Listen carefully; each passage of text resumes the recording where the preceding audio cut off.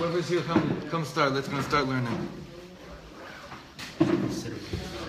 All right.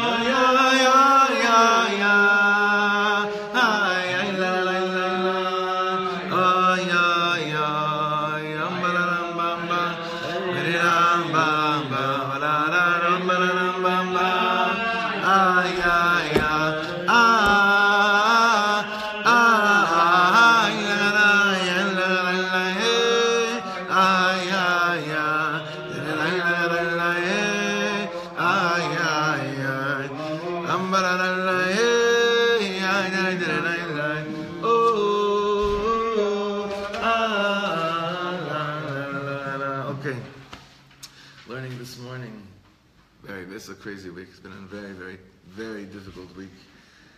Yesterday one of my favorite people in the universe passed away. Mamish, one of the people that have most influence on me from a young age. And he, if you were from Los Angeles, you knew him. So my chaver in LA and in New York know him, but my dear, dear friend, Rabbi Shlomo Schwartz, known as Schwartzy. This is the Schwartzy of LA. He passed away yesterday at the age of 71. He was larger than life. Whatever I say about him won't come close to who he was. Larger than life, a chassid, the real deal. When the Baal Shem thought about like what people are going to be like, what it's going to be like to be maybe a chassid one day. It's no doubt in my mind. He had Schwartzy in his mind, the most colorful character I ever met. And so I wanted the learning. We're going to do something from the Rebbe this morning because he was a chassid of the Rebbe, but he was also a big, one of the greatest friends to Reb Shlomo in Los Angeles as well. So Tehen Yishmaser Tzura B'Tzura Chaim. He's going to be buried tomorrow morning in Tzfaz. Actually, in fact, I'm not going to be here. I'm going to have to go to Lubavitcher. I have to find someone to say Dvar Halacha tomorrow morning after Shachris. I have to remember later. It's what we started last week, memory of Stephen Esses. And then we had another patir this week, also a dear friend of ours from the Moshav, Bracha Schwartz. So needless to say, it's been a very, very, very heavy week, intense week.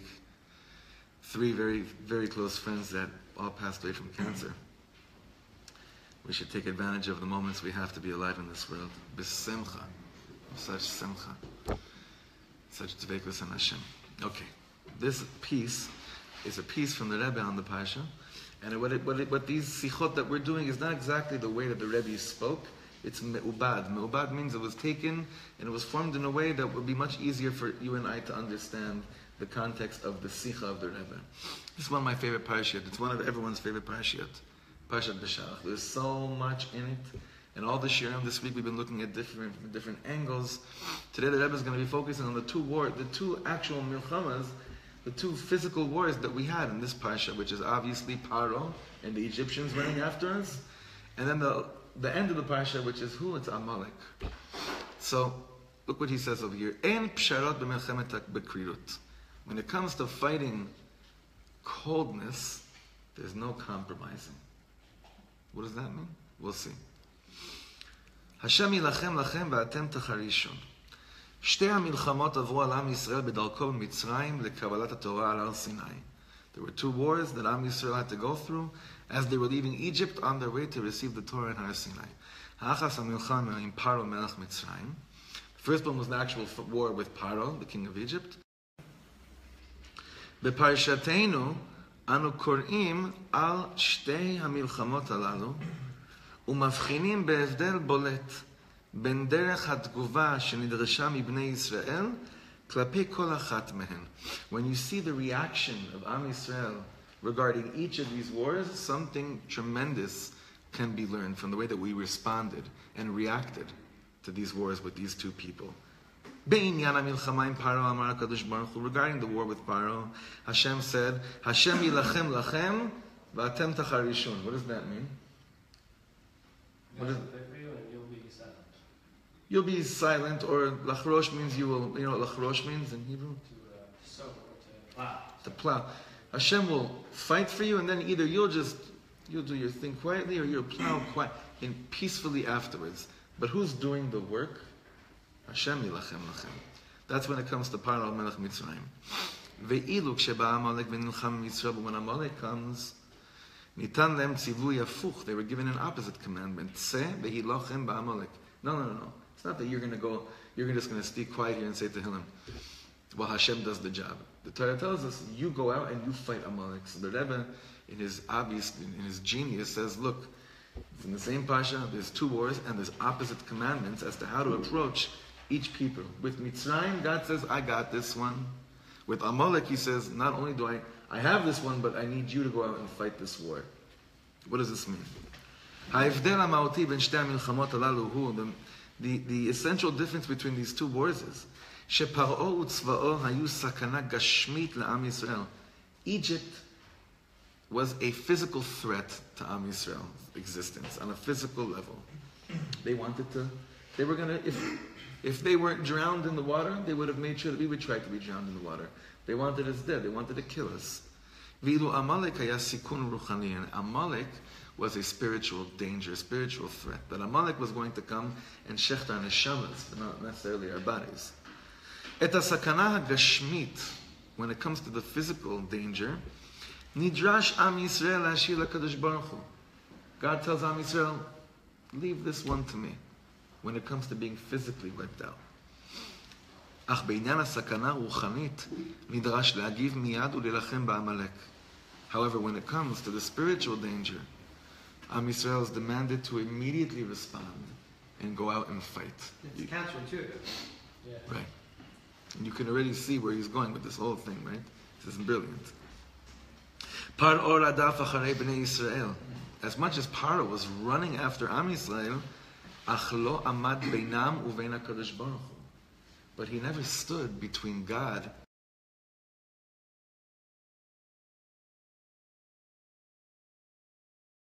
we would either run out to Hashem, we would call out to Hashem more and more. But what he wasn't doing is he wasn't standing in between us and HaKadosh Baruch Hu. As opposed to Amalek, he's going to say over here right now. It's not related, he's referring to the Anan also. What's that? He's referring to the Anan here also. He's going to get to that. Nachon. I think he's going to get to that. Nachon. באופן ישיר לפחות לא הייתה זו מלחמה באמונה של בני ישראל וברצונם לעבוד את השם. At least directly, Egypt didn't wage war on Am Yisrael's serving of Hashem or even believing in him.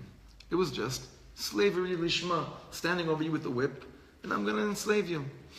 משום כך קיבל עליו הקדוש ברוך הוא את המלחמה הזאת וציווה לבני ישראל ואתם תחרישון. Therefore Hashem says, you know what? This one's on me. You stay silent. This one's on me, because what? What were they doing? They weren't going to that nekuda. Am Yisrael's emunah wasn't shaken so much, but they kept on going back to Hashem, crying to Hashem. Amalek is a different story. Ha'am ha'yehudi eino ma'ale al nes et hagvura hafizit ve'eino omer kochi ve'otzim yadi asa li et ha'chayil hazeh. Am Yisrael, in its essence, doesn't, that famous pasuk, they don't go and attribute physical gvura, physical victory to them, they always attribute it to HaKadosh Baruch Hu. We don't need to be victorious over Paro in order to have something to be proud about.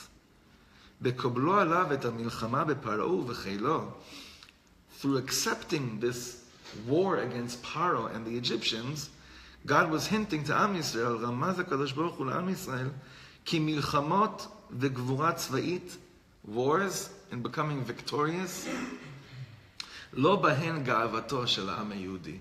That's not where Am Yisrael's real pride comes forth. You know, other nations, their pride, their nationalistic pride, is almost thoroughly through military victories. Can you think of nations like that? That's like what resembles their... Israel?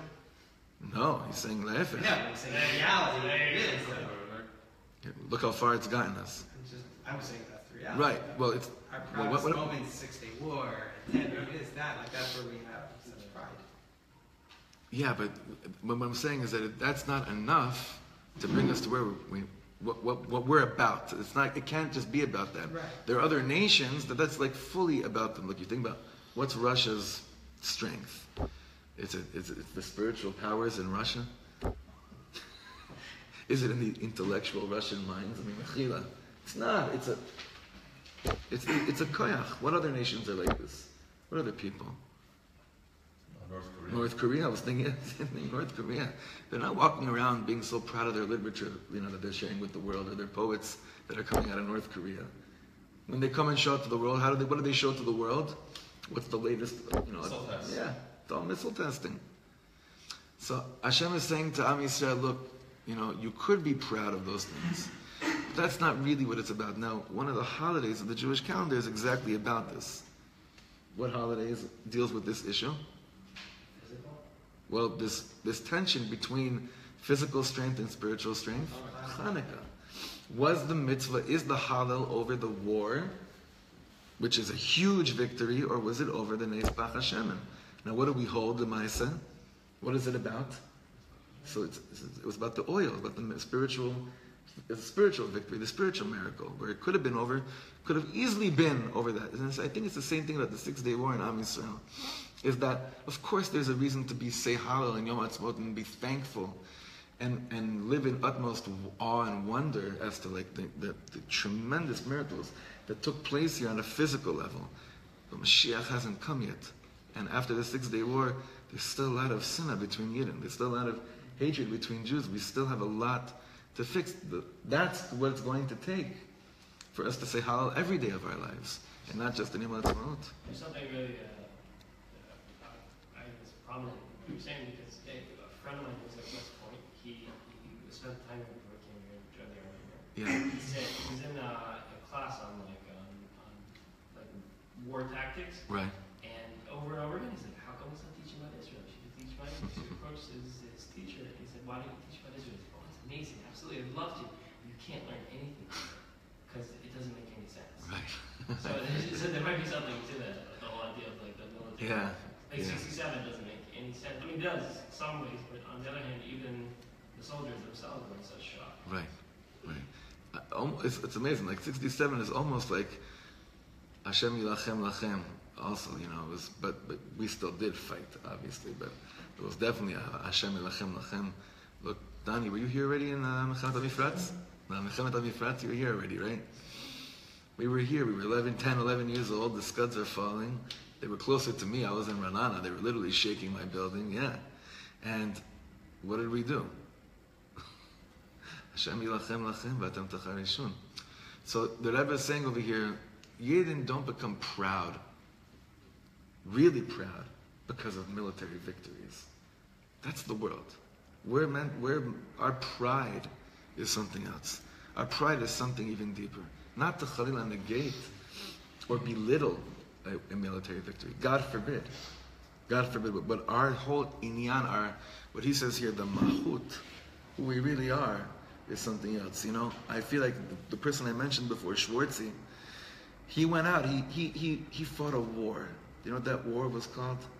In the 70s in Los Angeles, on college campuses in UCLA. What kind of war do you think he fought? Before it was really cool to do what every Lubavitcher today now is, thank God, doing with tefillin and Chabad houses and this and that. When he was pioneering that first thing, it was mamish a spiritual war. That's the real emesdika Jewish pride. Standing on Venice Beach on Sundays, when every type of freak in the world shows up there on Sunday afternoon. You ever been to Venice Beach on a Sunday afternoon? Tom, you ever been to Venice Beach? You ever been to Venice Beach? Anyone here? No? I haven't been. Not Yeah. Even on, listen, Tuesday morning is not exactly a base medrash, it's any day of the week, right? And malasot, with that smile that this Schwartzy had, and that lechaim that he had inside of him, Jewish pride felt you just felt so much more proud to be part of what he's about. And this is what we're going to get to right now. Hifriya lekabbalat Torah, lu matzot, however, on the other hand, Amalek mesamel sug acher legamre shel milchama. The war with Amalek resembles a completely different type of war. Amalek yatsa lilachem b'Yisrael. When does Amalek come and attack us? Bidiyuk leachar sheze avar et Yam Suf v'aya b'darko lehar Sinai lekabel et haTorah. Right after we left Egypt and we crossed the Red Sea and we're on such a high, that's when Amalek has the chutzpah to come and attack us. דווקא ברגע זה הזדרז עמלק לצאת למלחמה ולחצוץ בין בני ישראל לבין הר סיני. It's דווקא at that moment Amalek was so fast to go out and wage war and to try to create a machitza, לחצוץ. He wanted to bring a barrier between Am Yisrael and Hashem. התורה מתארת את מעשהו של עמלק במילים אשר קורך בדרך. This is Amalek is described in the Torah as אשר קורך בדרך. Korcha, milashon krirut. He makes you cold. Amalek cools you off. Sometimes when we walk home from shul, and we're flying in here, and then you start asking, how real was that? Who's that? That's Amalek.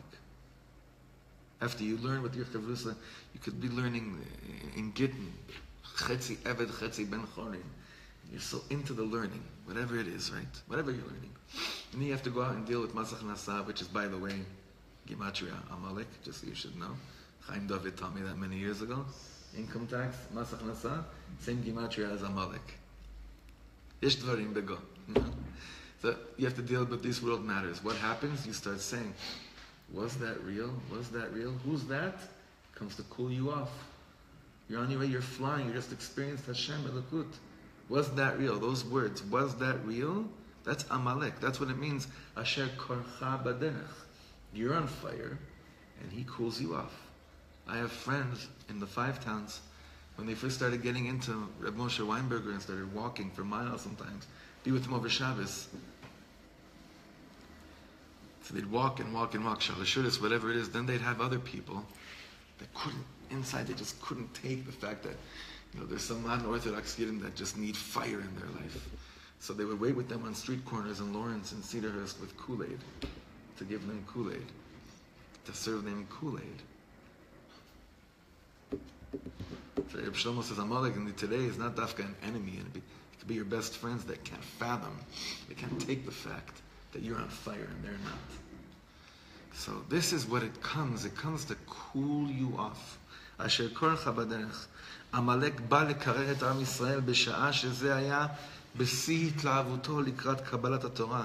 כנגד מצב כזה נדרש עם ישראל להגיב מיד. When you come to Amalek trying to cool you off, there's no time to figure out what to do till Hashem will take care of it. Hashem says, this is on you. You have to go away immediately. כנגד מצב כזה נדרש עם ישראל להגיב מיד ולא להמתין שהקדוש ברוך הוא ילחם בשבילו. There's no waiting over here. You go and you do this right away. כאשר מישהו או משהו מנסים להפריע לקבלת התורה, when someone or something tries to bother, tries to interfere with receiving the Torah, כשכוח כלשהו מנסה למנוע את עם ישראל מלימוד תורה ומקיום מצוות, when any type of force tries to prevent עם ישראל from learning Torah and from keeping mitzvahs, כאן אין ממתינים שהקדוש ברוך הוא יילחם במפריעים. You're not waiting here. Hashem will take care of those that are bothering me. אלא יש לעשות כל מה שאפשר. You got to do whatever you can.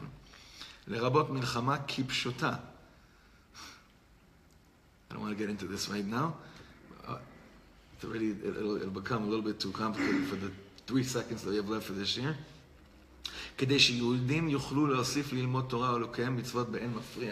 Basically, what he's saying over here is that you need to wage war when it comes to the situation that Yidden are being prevented from learning Torah and keeping mitzvahs, no matter what. Okay?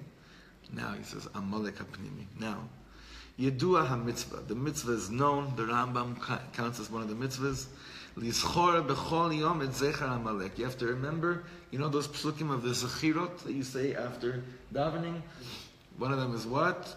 Miriam. One of them is Amalek. You have to, we don't say it, but it's in almost every siddur, I think. Right after Shachar says what is it? Shesh Zechirot, the 6 things you have to remember. And one of them is what? You have to remember the Zecher of Amalek. Why do you have to remember Amalek if you're supposed to wipe him out? Mitzad echad machoim ched Zecher Amalek b'tachat hashamayim lo tishkach. You're supposed to wipe him out, but don't forget him. So, what is it? Do you wipe him out, or do you not forget him? You wipe him out, but not forget him. More or less. Yeah. What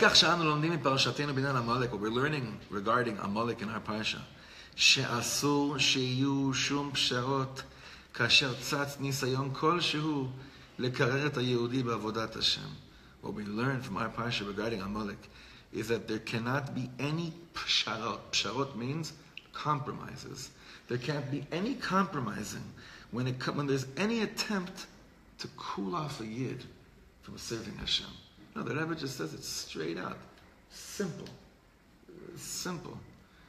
Like, honestly, we're in a really tricky situation even here in our base midrash. Why? Because we're trying to maintain a fire on a physical level with structures, this and that. And there's all these nisyanot to prevent growth on a certain level. And psharot. There could be compromising on a million different things. I hate to say it, and I hope my wife's not watching or listening now, but on parks there could be psharot, certain types of psharot. But on space for Yidden to serve Hashem on fire, there's no compromises. You can't compromise on these types of things. Other things you can. But stuff that's kivyachol might be a barrier and stand between you and Hashem from being on fire, there's no compromising whatsoever. HaMilchama azot mul Amalek hi nitzchit. This lasts forever, this war. It never ends. Yesh Amalek hapnimi, there's this inner Amalek shekayam benafsho shel kol echad ve'echad that exists in the nefesh of each and every one of us. HaMenaseh letzanen et hitlavuto shel ha'yehudi, who tries to cool off. You know, you say hitztananti. What does ani margish metzunan mean? I got a cold, right? Mamash letzanen et hitlavuto shel ha'yehudi, that tries to cool off the fire of a yid. Ve'et eish ha'kedusha ve'ahava la'Hashem ha'bo'eret b'libo, and the fire of holiness and the fire to Hashem that burns in his heart. Beinyan ze yesh liskor, and this, regarding this, you got to remember the Rebbe says, ein shum psharot. There's no compromises. Yesh li'tiyatzev neged Amalek ze b'melo ha'tokef. You must stand full force in front of this Amalek, lidchoto, to push him away, lisalko, to kick him out, be'ein omer v'dvarim, b'chol ha'emtzaim ha'efshariyim, any way possible, u'lalechet b'melo ha'itlaavut, lekabbalat haTorah u'le'avodat Hashem, and to walk towards the receiving of the Torah and to the service of Hashem, which is exactly the situation that we're in our Parsha, where we're walking towards Har Sinai. Our Yiddishkeit has got to be fire. It's not enough, obviously, to do things just to be okay with the way things are. But just remember that this Amalek energy is nitzchi. It's always there. So really, like you were saying, are you supposed to wipe him out? Are you supposed to never forget him? The way by never forgetting that he's always there is by constantly wiping him out. How do we wipe him out today? Everyone wants to know, who's Amalek? Is it, the Arabs that live in Eretz Yisrael, that live here in Eretz Yisrael, with the Germans? You could say we've had enough people we could probably say about them. They were that. We should say they're Mitzrayim. Huh? According to this, we should say they're Mitzrayim. Why? They want to physically destroy us. But here he's saying that Amalek doesn't necessarily want to physically destroy you. That's what I'm saying. He wants to spiritually destroy you. Right. So you can't say it's Mitzrayim. You can't say Amalek is Mitzrayim based on I'm this. saying all these terrible, Arabs want to kill us, Nazis, all that kind of stuff. They physically wanted to hurt us. They should be considered Mitzrayim. They should be considered. Yeah, calls them Amalek, but really it's in this Evanti, sorry, I didn't understand. Yeah, you could say they're more Nachon. But really, like I heard Reb Shlomo say this, the name of Reb Nachman, that Amalek today could be your best friends. Now you're supposed to wipe them out? No, what are you supposed to wipe out? That Kool-Aid they're trying to serve you when you're walking to your Rebbe? Nope, there's no joking about that. There's no cynicism about that. Nothing. So Amalek comes anytime where you say, I'm sorry? When anytime we have a doubt of whether or not God is present, so it's like the fire goes out. The fire gets cooled off. So pour some water on your medulla. Exactly, but the Mitzrayim is a whole other story, because there's a clue here for also like how to deal with Mitzrayim. I think that in this context is that Hashem saw we did deal with Mitzrayim for all these years. We took it from Mitzrayim and we stayed close to Him. So Hashem says, they tried to kill you physically, maybe, right? Or they tried to really get to you physically, but that never, you prevailed all those years and you stayed with me no matter what. I got this one. But here, this milchama is something else. This is something else. And there's no time to figure out tactics. You go to it right away. You wage war on it right away. So Alavai, we should be privileged to never ever question the moments of being real with Hashem, that they should always feel so real. The fire should get brighter and stronger. And all of us should be privileged to give this over to our children, to serve Hashem with fire, and to teach them as well, that whenever they see someone trying to cool them off, or make a little bit of fun of their hitlavut or passion, that we should have rachmanis on those people, right? And be so proud that that's what we have. That's our real gava. That's real emes Jewish pride. All right, good Shabbos, everyone. Shkayim.